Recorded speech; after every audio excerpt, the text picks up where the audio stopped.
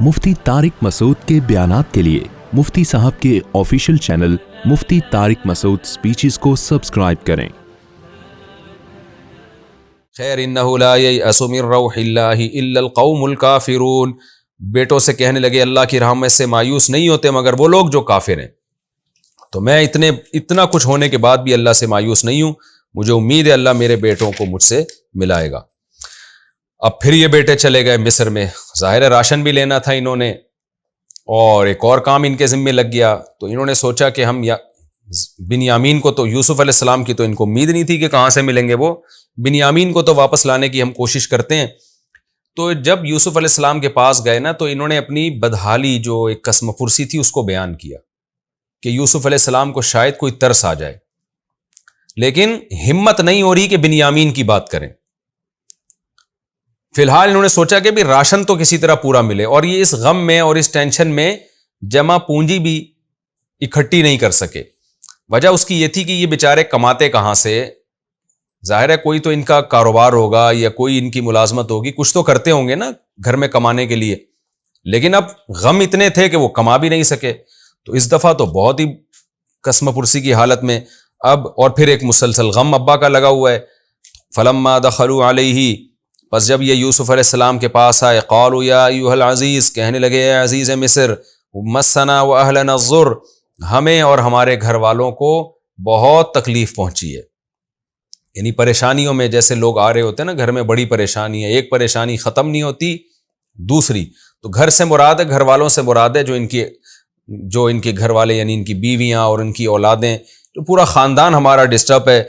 वजीना बिबिज़ातिन मुज़जात, और इस मुसीबत में हम लाए भी थोड़ी सी पूंजी हैं। बिज़ा का माना जो जमा पूंजी है, मुज़जात का माना थोड़ी सी, वो भी पूरी नहीं लेकर आए हम। फ़ाऊफ़ी लनल कैला, आपसे हम एक गुजारिश करते हैं कि हमें कैल पूरा दें।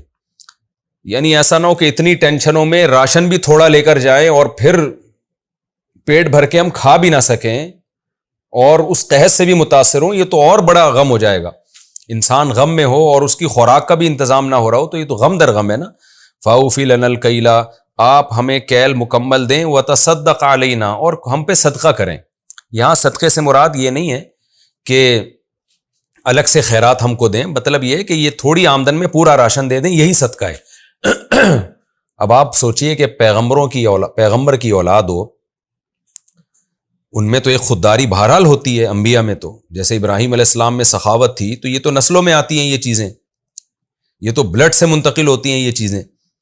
तो उनके लिए अपनी हाजत को जाहिर करना उस वक्त कितना मुश्किल काम होगा। जो कम खानदान के लोग होते हैं ना, उनको तो भीख मांगने में मज़ा आता है, उनको तो ये कहने में मज़ा आता है कि आप हम पर एहसान करें। लेकिन जो आला ख़ानदान के लोग होते हैं, उनकी ज़बान से ये जुमला निकलना कि हम मोहताज हैं और आप हमारी मदद करें, ये बहुत मुश्किल जुमला है। इसलिए यूसुफ अलैहिस्सलाम के भाइयों का इस वक्त जो ये अंदाज था ना, वो यूसुफ अलैहिस्सलाम समझ रहे थे कि इन पे क्या क़यामत गुजर रही है, ये अल्फाज ज़बान से निकालते हुए। तो क्या कह रहे हैं, ए अजीज़, हमें और हमारे घर वालों को बड़ी मुसीबत पहुंची है और हम थोड़ी सी जमा पूंजी लेकर आए हैं। आपसे गुजारिश ये है कि आप हमें हमारे हिस्से का राशन पूरा दें और हम पर एहसान करें। इन्नल्लाह यजज़िल मुतसद्दिकीन, अल्लाह एहसान करने वालों को बेहतरीन बदला अता फरमाता है। देखें, इन भाइयों को यह मालूम नहीं था कि ये अजीज़ मिस्र मुसलमान है, लेकिन काफिर को भी ये कहा जा सकता है कि अल्लाह एहसान करने वालों को अच्छा बदला दे सकता है। उनको नहीं पता था ये मुस्लिम है काफिर है, लेकिन उन्होंने ये बात इसलिए कही है, ये मुस्लिम है या गैर मुस्लिम है, भाइयों को तो नहीं पता था। गालिब तो यही था कि अजीज़ मिस्र है, तो उस वक्त तो मिस्र में इस्लाम नहीं फैला था, तो वो यही उनके जहन में यही था। शरन ये जायज़ है कि आप किसी गैर मुस्लिम को दुनिया की हद तक, कि भाई गैर मुस्लिम अगर किसी पर एहसान करेगा तो दुनिया की हद तक उसको दुआ दी जा सकती है, और अल्लाह गैर मुस्लिम के नेक अमल का बदला दुनिया में दे देते हैं। तो इसलिए उन्होंने कहा यजज़िल मुतसद्दिकीन, अल्लाह सदका करने वालों को बदला देता है, यानी खुदा इसका दुनिया में आपको नेमुल बदल देगा। जब यूसुफ अलैहिस्सलाम ने देखा ना कि भाई ये तो बहुत ही कसमपुरसी की हालत में है, तो मुफस्सिरीन ने लिखा है कि यहाँ यूसुफ अलैहिस्सलाम से रहा नहीं गया, यानी वो भी एक अपने भाइयों के इस गम को और बाप के उस गम को सुन के बहुत ज़्यादा परेशान हो गए और उनसे रहा नहीं गया। उन्होंने सोचा कि अब मैं अपनी सूरत हाल इनको बता देता हूँ। قال هل علمتم، اچھا یوسف علیہ السلام نے یہاں یہ فوراً یہ نہیں کہا کہ میں تمہارا بھائی ہوں، بلکہ ڈائریکٹ بتایا کہ دیکھو تم نے کیا تھا اور اس کے نتیجے میں تمہارے ساتھ ہو کیا رہا ہے خدا کی طرف سے، تاکہ ان کو سبق ملے۔ کہنے لگے هل علمتم، کیا تمہیں پتا ہے ما فعلتم بیوسف واخیہ، کہ تم نے یوسف اور اس کے بھائی کے ساتھ کیا کچھ کیا ہے۔ بھائی کے ساتھ جو کچھ گھر میں کرتے رہے وہ سب باتیں مراد ہیں، وہ کیا کرتے رہے قرآن میں اس کی تفصیل نہیں ہے، بہرحال حسد تھا تو ٹارچر کرتے ہوں گے، اور یوسف علیہ السلام کے ساتھ جو کیا وہ تو قرآن نے بیان کر دیا۔ هل علمتم ما فعلتم بیوسف واخیہ، تمہیں پتہ ہے تم نے کیا کیا تھا یوسف اور اس کے بھائیوں کے ساتھ، اذ انتم جاہلون، جب تم ناسمجھ تھے۔ یہاں جاہل کا اردو والا ترجمہ نہیں ہوگا جب تم جاہل تھے، جہالت ناسمجھی کو کہتے ہیں۔ تم نے ناسمجھی میں جب تمہیں شعور نہیں تھا کہ کیا کرنے جا رہے ہو، اس کا انجام کیا ہوگا، تو اس وقت تمہیں یاد ہے تم نے کیا کیا تھا یوسف اور بھائیوں کے ساتھ۔ اب بھائی ایک دم پریشان ہو گئے کہ یہ بات تو یوسف کے علاوہ کسی کو معلوم نہیں ہے کہ ہم نے یوسف کے ساتھ کیا کیا تھا، اور ظاہر ہے جب یوسف علیہ السلام کو دیکھتے ہوں گے تو کچھ شباہت بھی تو بھائی کی محسوس ہوتی ہوگی نا، بات چیت سے بھی اور چہرے سے بھی، اور چہرے میں جو رونق تھی اور بے پناہ حسن تھا، تو ان کو کنفیوژن تو پہلے سے ہی تھی کہ یہ تو ہمارا بھائی لگ رہا ہے، لیکن وہ یہ سوچ بھی نہیں سکتے تھے کہ جس بھائی کو ہم نے کنویں میں ڈالا اللہ اس کو مصر میں عزیز بنا دے گا۔ لیکن جب یہ بات انہوں نے کہی تو ان کو یقین ہو گیا کہ یہ تو واقعی یوسف ہیں جو ہمارے بھائی ہیں۔ فوراً کہنے لگے قالوا اِنَّكَ لَأَنْتَ یوسف، کیا آپ یوسف ہیں، کیا واقعی آپ یوسف ہیں؟ حالانکہ یوسف علیہ السلام نے یہ نہیں پوچھا تھا کہ میں یوسف ہوں یا نہیں ہوں، انہوں نے تو پوچھا تھا تم بتاؤ تم نے بھائی کے ساتھ کیا کیا ہے، لیکن فوراً وہ حیران ہو گئے کہ یہ بات تو یوسف ہی جانتے ہیں، لہذا انہوں نے پوچھا کہ کیا آپ یوسف ہیں؟ قال انا یوسف، یوسف علیہ السلام نے فرمایا ہاں میں یوسف ہوں، وہذا اخی، اور یہ میرا بھائی ہے۔ یہ اس لیے اضافہ کر دیا تاکہ پتہ چلے یہ میں وہی والا یوسف ہوں جس کو تم نے کنویں میں ڈالا تھا، اس نام کا کوئی دوسرا آدمی نہیں ہوں، وہ یوسف جس کا میں بھائی ہوں۔ وہذا اخی، اور یہ میرا بھائی ہے۔ قد من اللہ علینا، تحقیق اللہ نے ہم پر احسان کیا۔ یہاں بھی آپ دیکھیں تواضع، اللہ نے ہم پر احسان کیا۔ انہ من یتقی ویصبر، اب موٹیویٹ کرنے کے لیے، بھائیوں کو دین پہ لانے کے لیے ایک اصول اور ضابطہ بیان کر رہے ہیں کہ اللہ کا قاعدہ یہ ہے کہ جو تقوی اختیار کرتا ہے اور صبر سے کام لیتا ہے فإن اللہ لا یضیع اجر المحسنین، تو اللہ ایسا اچھا عمل کرنے والے کے اجر کو ضائع نہیں کرتے۔ یہاں مقصد یہ نہیں ہے کہ اپنی بڑائی بیان کرنا کہ ہم نے تقوی اختیار کیا اور ہم نے صبر کیا، یہ مطلب نہیں ہے، بلکہ مطلب کیا ہے کہ قاعدہ بیان کرنا کہ اللہ نے ہمیں تقوی کی توفیق بھی دی اور صبر کی توفیق بھی دی، نتیجہ یہ نکلا کہ اللہ نے ہمیں کیسا نوازا ہے، اور تم نے تقوی اختیار نہیں کیا، صبر بھی نہیں کیا، جس کا نتیجہ تمہارے ساتھ کیا ظاہر ہوا۔ بھائی فوراً کہنے لگے تاللہ۔ اب دیکھیں حسد میں ایسا ہوتا ہے کہ جب جس سے آپ کو حسد ہوتا ہے نا، اس کو کسی نعمت میں آپ دیکھتے ہو تو اور جلنا شروع ہو جاتے ہو اور انکار کر دیتے ہو، کہ اور زیادہ آپ کو ایک تکلیف ہوتی ہے۔ لیکن یہاں بھائیوں کے ساتھ جو معاملات ہو چکے تھے نا اللہ کی طرف سے، اس میں ان کی ایسی اصلاح ہو گئی تھی، اتنی ان کو عبرت ہو گئی تھی، کیونکہ تھے بہرحال پیغمبروں کی اولاد، تو ان کو عبرت ہو چکی تھی۔ اب یہاں ان میں حسد پیدا نہیں ہوا اور انہیں کوئی تنزیہ بات نہیں کی، بلکہ دو ٹوک لفظوں میں، واضح لفظوں میں اقرار کر لیا، خدا کی قسم اللہ نے آپ کو ہم پہ فضیلت دی ہے، یہ اللہ کی طرف سے انتظام تھا۔ کہنے لگے تاللہ، یہ بڑا مشکل ہوتا ہے کہ جس سے آپ کو حسد ہو اور آپ اس کے خلاف ساری زندگی لگے رہو، آپ ببانگ دہل اس کے منہ پہ اعلان کر دو خدا کی قسم تم اچھے ہو ہم برے ہیں، یہ بہت مشکل ہوتا ہے، لیکن اللہ کی طرف سے ایسے حالات ہوئے کہ وہ مجبور ہو گئی یہ کہنے پر، اور کہنے لگے تاللہ، اللہ کی قسم، لقد آثرک اللہ علینا، اللہ نے آپ کو ہم پر فضیلت دی ہے، ہم یہ ماننے کے لیے تیار ہو گئے۔ وَإِن كُنَّا لَخَاطِئِينَ، اور بے شک ہم یقیناً گناہ گار تھے، ہم غلطی پر تھے۔ قَالَ لَا تَثْرِيبَ عَلَيْكُمُ الْيَوْمَ، یوسف علیہ السلام کا حوصلہ دیکھیں، ذرا بھی طنز نہیں کیا ایسے موقع پہ۔ وہ یہ کہہ سکتے تھے ہاں مان لیا نا، جیسے ہم ہوتے تو ہم کیا کہتے، مان لیا نا تم نے، اب دیکھا نا، تو اور ٹارچر کرتے۔ یوسف علیہ السلام نے فرمایا، یوسف علیہ السلام کو پتا تھا کہ ان کو شرمندگی بہت ہو گئی ہے، کہ جس سے حسد تھا اسی کے سامنے اللہ کی قسمیں کھا کے سب بیک زبان ہو کے اقرار کر رہے ہیں کہ اللہ نے آپ کو بڑا بنایا ہم پر، آپ عمر میں چھوٹے لیکن اللہ نے آپ کو ہم پر فضیلت دی ہے۔ لیکن یوسف علیہ السلام نے جب دیکھا ان کی شرمندگی کو تو یوسف علیہ السلام کو خیال ہوا کہ اب یہ شرمندہ ہو رہے ہیں، اب ان کو خطرہ ہے کہ میں ان کو ٹارچر کروں گا، میں ان کو تانے دوں گا یا میں ان کو سزا دوں گا۔ فوراً ان کی شرمندگی دور کرنے کے لیے فرمایا لا تثریب علیکم اليوم، تم پر آج کے دن کوئی حرج نہیں ہے، کوئی ملامت نہیں ہے، بالکل ایسے ہو گیا جیسے منسیہ، جیسے میں بھول گیا ہوں یہ غم۔ یغفر اللہ لکم، رہا یہ کہ تم نے مجھے ستایا وہ تو بالکل معاف، اور ظاہر ہے اللہ کی بھی نافرمانی ہے نا، کسی باپ کو بیٹے میں جدائی کرنا، بھائی کے ساتھ اس طرح معاملہ کرنا، تو اللہ سے بھی میں دعا کرتا ہوں یغفر اللہ لکم، اللہ تمہاری مغفرت کرے، وَهُوَ أَرْحَمُ الرَّاحِمِينَ، اور وہ رحم کرنے والوں میں سب سے زیادہ رحم کرنے والا ہے۔ کیا مطلب؟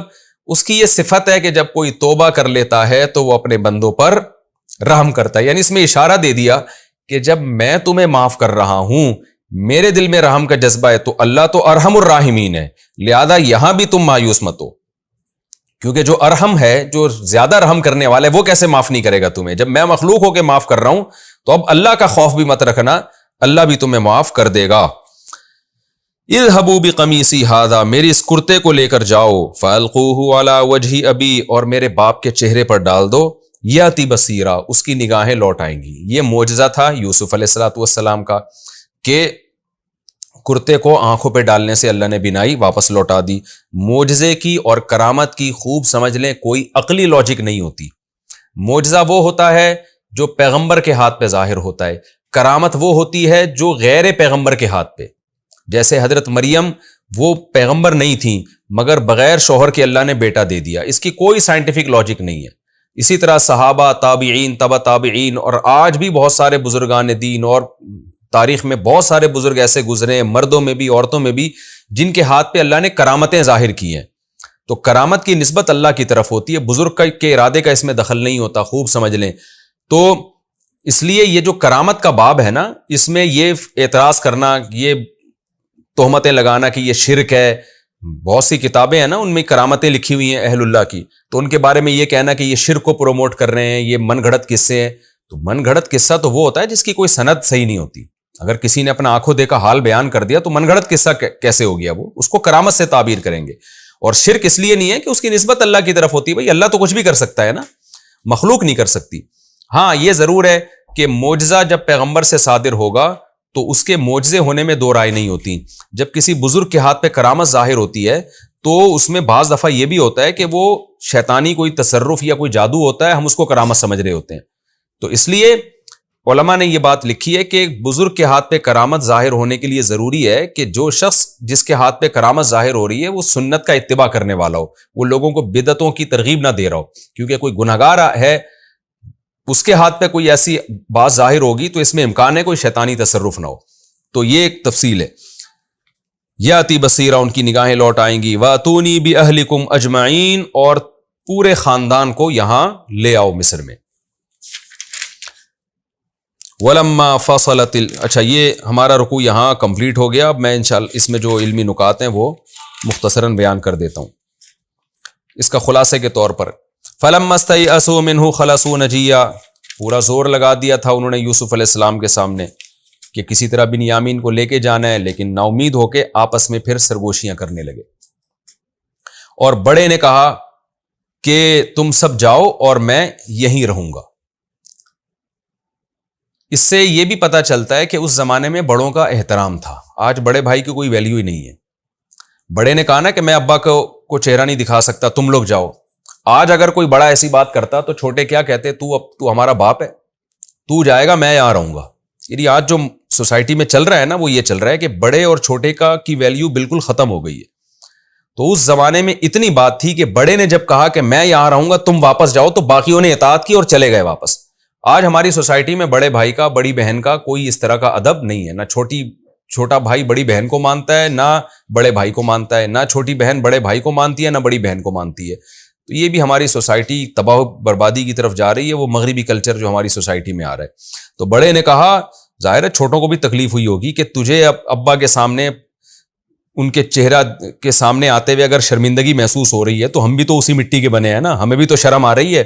تو پھڈا ہو جانا چاہیے تھا کہ ایک کہتا میں نہیں جاؤں گا تو جا، دوسرا کہتا ہے میں نہیں جاؤں گا تو جا، لیکن ایسا کوئی پھڈا نہیں ہوا۔ بڑا تھا تو مجبور تھے سب اس کی بات ماننے پر کہ بھئی بڑے نے آرڈر کیا ہے تو چھوٹے جائیں گے. اس سے اس قوم کے خاندانی ہونے کا اور جو ایک سوسائٹی میں بڑوں کا احترام تھا اس کا بھی بہرحال ایک پتہ چلتا ہے. دوسری بات یہ کہ یعقوب علیہ السلام نے جب وہ بیٹے آئے اور انہوں نے کہا بنیامین نے چوری کی اور پکڑ لیا اس کو وہیں پر, تو یعقوب علیہ السلام نے سنتے ہی کہہ دیا بل سولت لکم انفسکم امرا, تم نے کوئی بات گھڑ لی ہے. دیکھیں یہاں یعقوب علیہ السلام کا یہ کلام درست نہیں تھا. اس سے یہ بھی پتہ چلتا ہے کہ پیغمبروں سے اجتہادی غلطی ہو سکتی ہے. یہ اجتہادی غلطی تو تھی نا. حضرت یعقوب علیہ السلام یہ سمجھے کہ جیسے یوسف علیہ السلام کے معاملے میں انہوں نے کیا ہے, وہاں تو بالکل یہی جملہ کہا تھا بل سولت لکم انفسکم امرا, یہاں بھی یہی کہا, لیکن وہاں یعقوب علیہ السلام کی بات 100% درست تھی, یہاں یعقوب علیہ السلام سے خطا ہو رہی تھی. تو اس سے بھی پتہ چلتا ہے کہ اجتہادی خطا پیغمبروں سے ہو سکتی ہے, لیکن میں نے بار بار بتایا کہ اللہ پیغمبر کو اجتہادی خطا پہ قائم رکھتے نہیں ہیں, اس کی اصلاح کر دیتے ہیں. اور ایک عام مجتہد سے اور عالم سے جب اجتہادی خطا ہوتی ہے تو اس بات کا امکان ہوتا ہے کہ وہ خطا پر باقی رہیں قیامت تک, موت تک. تیسری بات یہ کہ یہاں ایک اشکال پیدا ہوتا ہے کہ یعقوب علیہ السلام کے پاس کوئی مضبوط دلیل تو نہیں تھی نا ان کے غلط ہونے پر. اس بات کا بھی تو امکان تھا کہ بیٹے صحیح کہہ رہے ہیں اور بنیامین کو واقعی رکھ لیا گیا ہے. تو یعقوب علیہ السلام نے بغیر دلیل کے محض یہ سوچ کر کہ جیسے یوسف کو انہوں نے مجھ سے دور کیا ہے اور اس میں یہ جھوٹے تھے یا یہ حسد کا شکار ہیں, تو یہاں بھی یقیناً ایسا ہی ہوا ہوگا. اس کی 100% دلیل تو نہیں تھی نا یعقوب علیہ السلام کے پاس, قرائن تھے. تو قرائن کی بیس پر یقینی فیصلہ کیسے کر دیا؟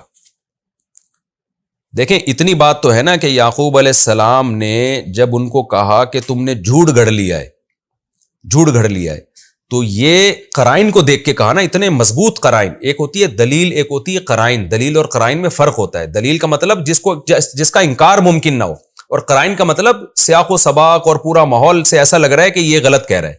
اس کو قرائن کہتے ہیں. قرائن کا انکار ممکن ہے, دلیل کا انکار ممکن نہیں ہوتا.